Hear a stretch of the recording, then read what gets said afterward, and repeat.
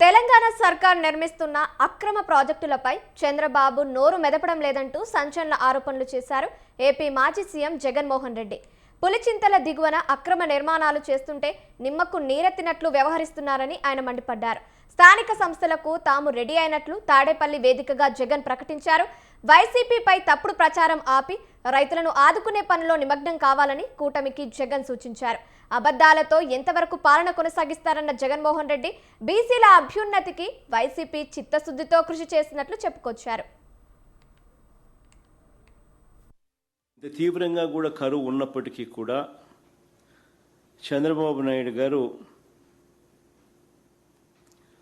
ఆ కరువు ఇంత తీవ్రంగా ఉంది అని చెప్పి దానికి సంబంధించిన డేంజర్ బెల్స్ మోగుతూ ఉన్నా కూడా ఆయన దగ్గర నుంచి స్పందన కనిపించని పరిస్థితి ఈరోజు రాష్ట్రంలో ఉంది.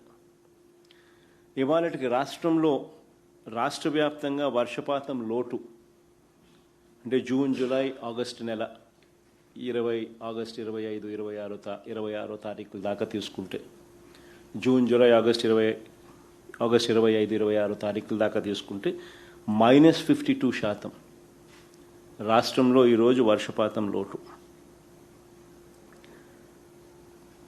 వర్షపాతం లోటు ఇంత తీవ్రంగా కనిపిస్తూ ఉన్నా కూడా కోస్తాంధ్రలో -47.18%, రాయలసీమలో -52.36%.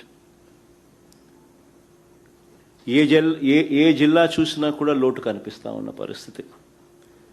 కానీ ఇంత దారుణమైన పరిస్థితి ఉన్నా కూడా చంద్రబాబు నాయుడు గారు కుంభకర్ణుడిని తలపిస్తూ నిద్ర నటిస్తూనే ఉన్నాడు తప్ప రైతులకు మంచి చేసే కార్యక్రమాలు ఇంతవరకు ఏదీ కూడా చేస్తూ అడుగులు పడలేదు.